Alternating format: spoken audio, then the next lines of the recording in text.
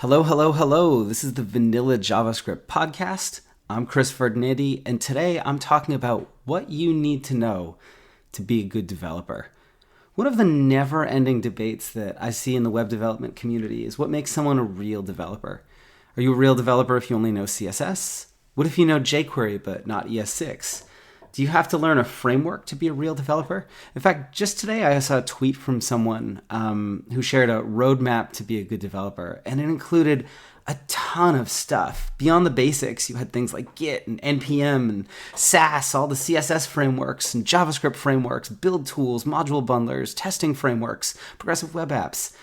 It's just a massive list of things, some of which I don't know either. And this is reinforced every time you visit some open source project that's, quote, really easy to use, and the directions start with, just open up terminal and run npm install amazing project name, and so on and so forth. Don't know command line, have no idea what those words mean. This project says it's easy. Does that mean you're not a good developer?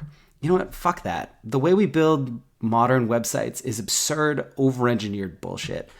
There are certainly times where modern web tools are helpful. In fact, I use a bunch of them myself from time to time. But you don't need to know any of them to be a good developer. And that for me is just the thing I want to keep hammering home over and over again. Like, the way we build websites today is ridiculous. Absolutely ridiculous. So what do you need to know to be a good developer? First, you need to know semantic accessible HTML.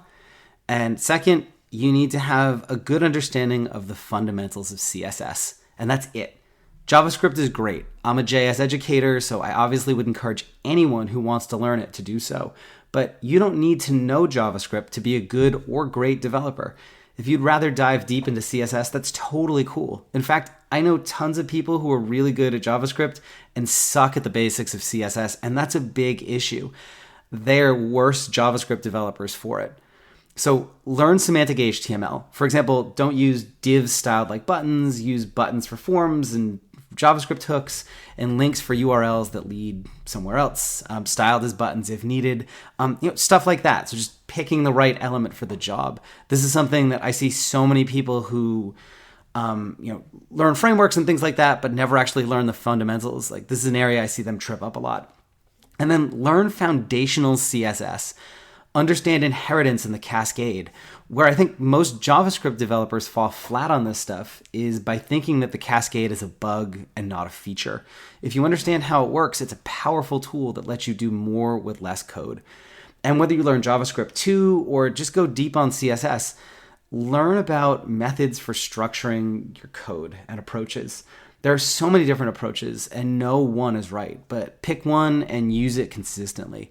Personally, I like object-oriented CSS with a focus on utility methods for my CSS and functional programming for JavaScript, but that's just me. Do whatever feels right for you. All right, that's it for today. I'll see you next time. Cheers.